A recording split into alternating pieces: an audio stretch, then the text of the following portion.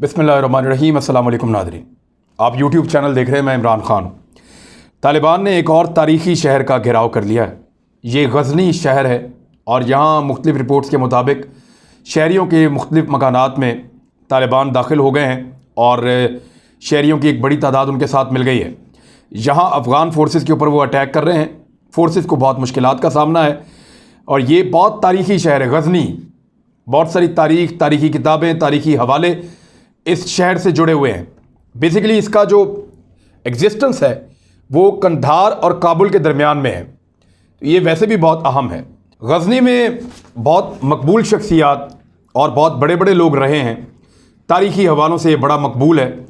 आपको सुल्तान महमूद गज़नवी के बारे में पता होगा, जिन्होंने सोमनाथ के मंदिर के ऊपर बहुत सारे हमले किए थे और लोग इस शख्सियत को मुतनाज़िर भी बनाते हैं। कुछ लोग कहते हैं कि इस्लाम के लिए अटैक था, कुछ कहते हैं कि वो मंदिरों को लूटने के लिए आते थे। तो लोगों की अपनी अपनी सोच है।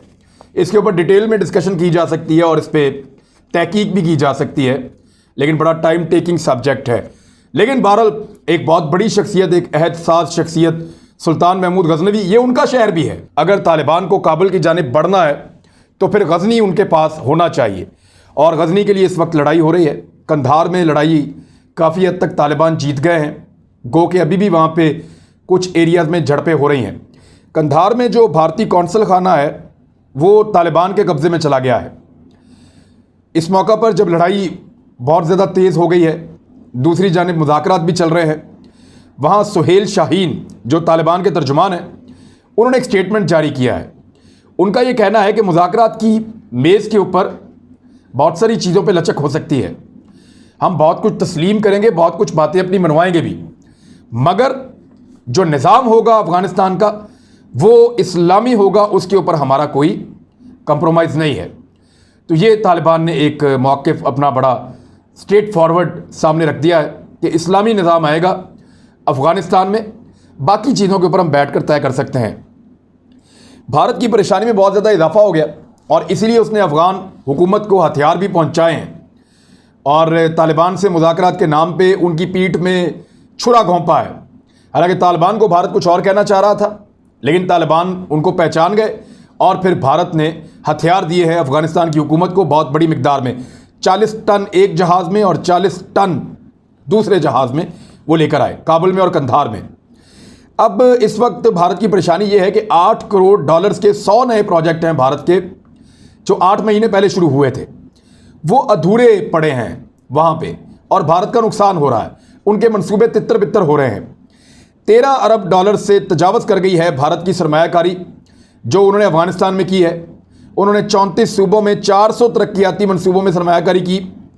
65,000 अफ़गानिस्तान के तलबा और तालिबात भारतीय इदारों में तालीम हासिल कर रहे हैं और ये भारत का बहुत बड़ा नुकसान है कि उसको अफ़गानिस्तान से अपनी चीज़ें छोड़कर भागना पड़ रहा है।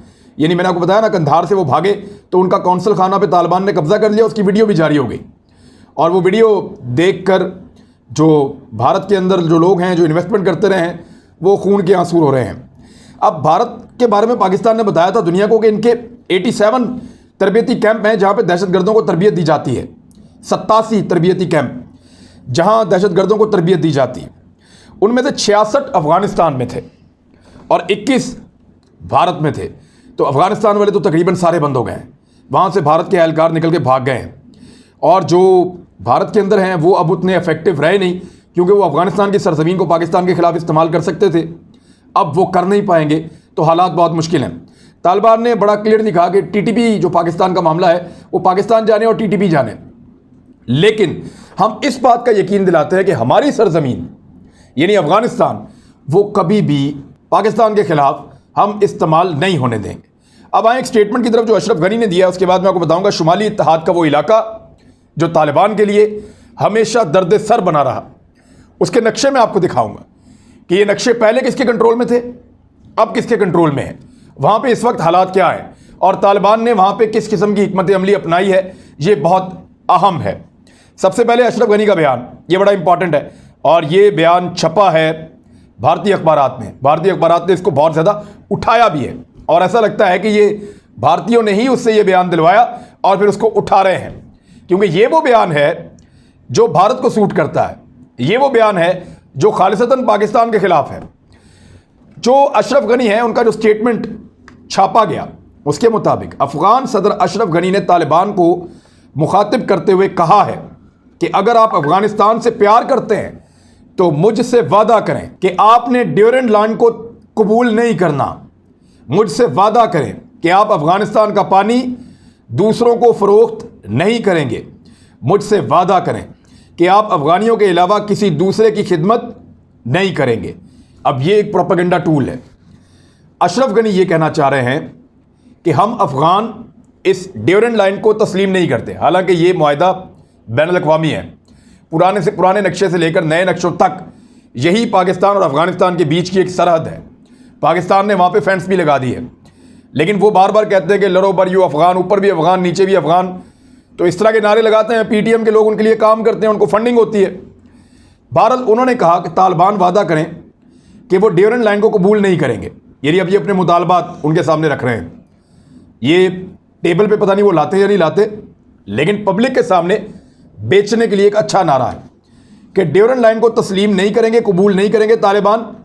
क्योंकि तालिबान और पाकिस्तान के दरमियान में ये तो बड़ा क्लियर है कि वो अपनी सरजमीन को पाकिस्तान के खिलाफ इस्तेमाल नहीं होने देंगे। और फिर दोनों सरजमीनों की एक डिवीजन है, एक लाइन है। वहाँ अफगानिस्तान है, यहाँ पाकिस्तान है।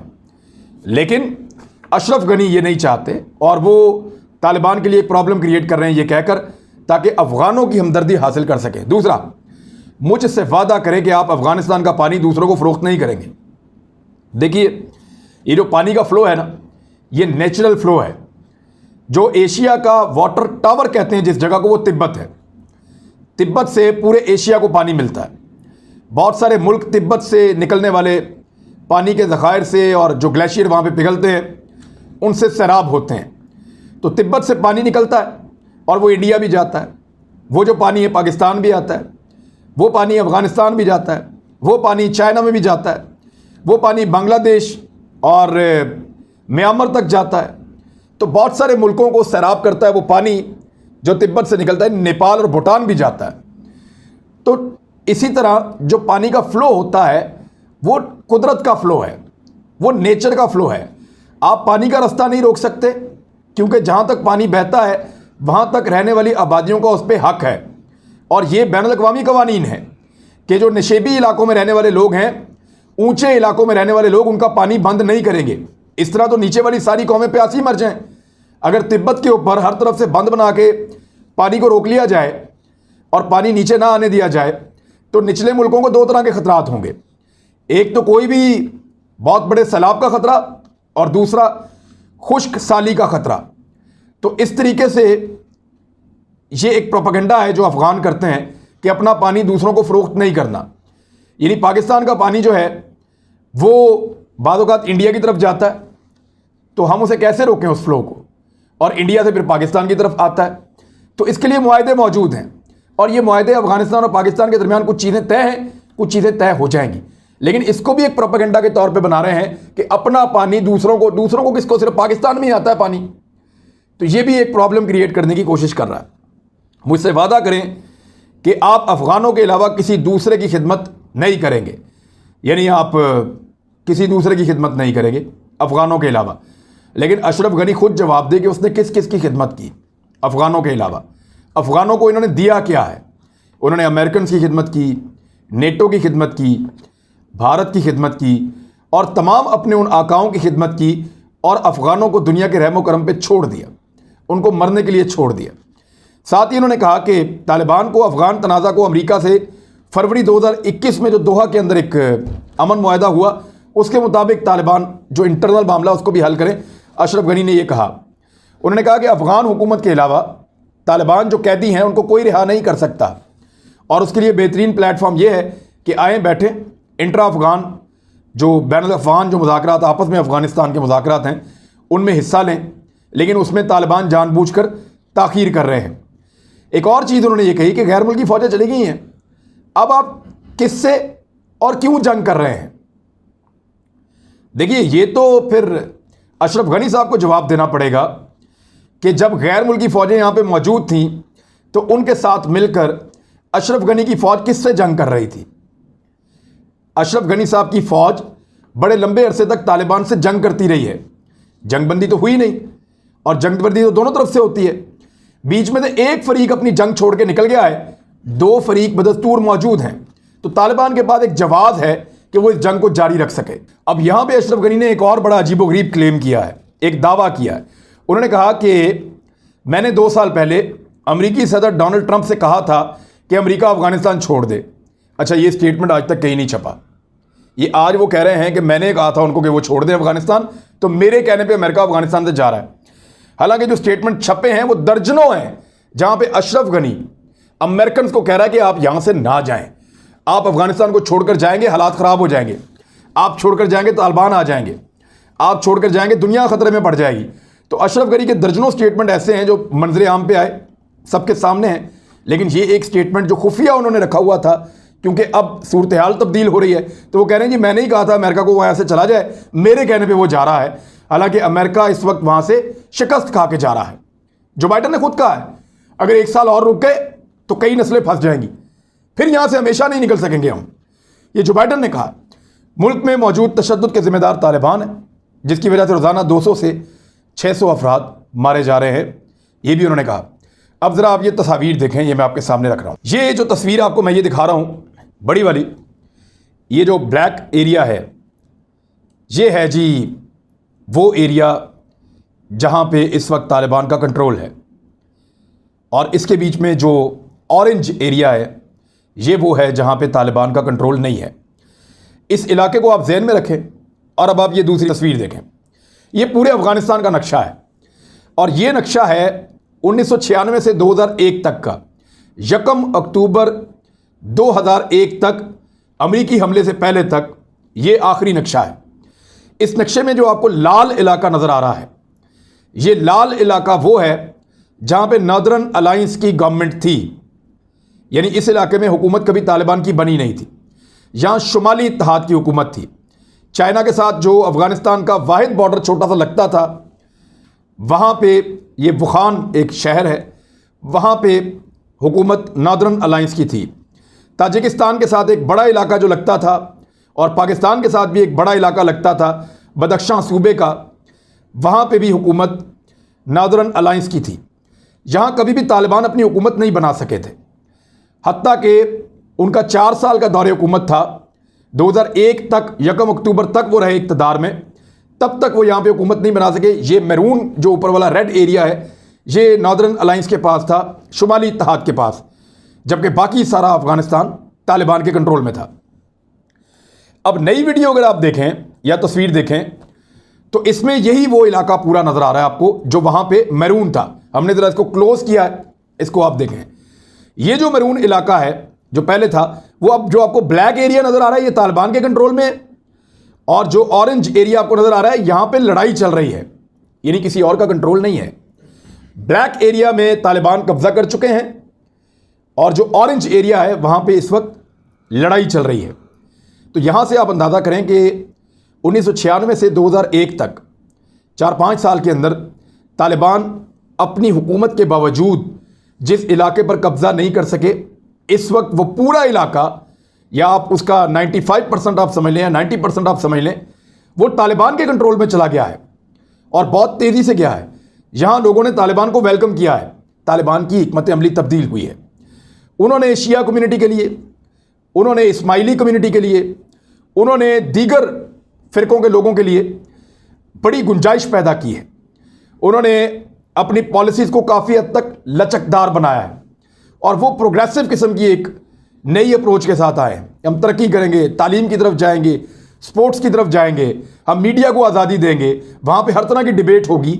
हम चाहते हैं कि इस्लामी निज़ाम हो, लेकिन वहाँ पे लोगों को आज़ादी हो और लोग आज़ादी से अपनी बात कह सकें, लेकिन निज़ाम इस्लामी होगा। इसके ऊपर वो पहले ही बात कर चुके हैं। तो यहाँ भारत के लिए एक और प्रॉब्लम भी पैदा हो जाती है। देखें, जो अशरफ गनी है उनके लिए तो प्रॉब्लम है ही। तालिबान क्लेम कर रहे हैं कि 85% एरियाज़ में वो आ चुके हैं। अगर उनका क्लेम ठीक नहीं भी है, फिर भी 70% एरिया में तो वो डेफिनेटली आ चुके हैं। बाकी 30% में अपनी ताकत जमा कर रहे हैं अशरफ गनी। वो बहुत बड़े पैमाने पर हथियार इकट्ठे कर रहे हैं काबुल में और कंधार में, और ना सिर्फ वहाँ पे हथियार इकट्ठे कर रहे हैं, हालांकि कंधार में भी जंग चल रही है, लड़ाई चल रही है, लेकिन तालिबान बहुत हद तक गालिब आ चुके हैं। काबुल में बहुत बड़ी ताकत उन्होंने इकट्ठी की है, उनकी एयरफोर्स वहाँ पे मौजूद है और वो वहाँ तालिबान के साथ एक बड़ी लड़ाई की तैयारी में है। देखना यह है कि तालिबान वहाँ क्या हिकमत अमली बनाते हैं, जंग की या सियासी, या दोनों महाजों के ऊपर वो वहाँ क्या कर रहे होते हैं। लेकिन इंडिया का जो एक ख्वाब था कि वो अफगानिस्तान के साथ कभी एक बराह रास्त ताल्लुक या रास्ता बना सकें, तो जिस एरिया तक इंडिया पहुँच सकता था वो यही था। यानी इंडिया का ख्वाब था कि किसी वक्त गिलगित बल्तिस्तान में इंडिया कब्ज़ा करे और वहाँ से एक रास्ता निकाले अफ़गानिस्तान की जानिब। लेकिन अफ़गानिस्तान की जानिब जहाँ उसका रास्ता निकलता था वो यही इलाका है नदरन अलाइंस का, वुखान शहर जहाँ पे है, जहाँ पे सूबा बदख्शां है। तो यहाँ तो तालिबान आके अपनी हुकूमत बना चुके हैं।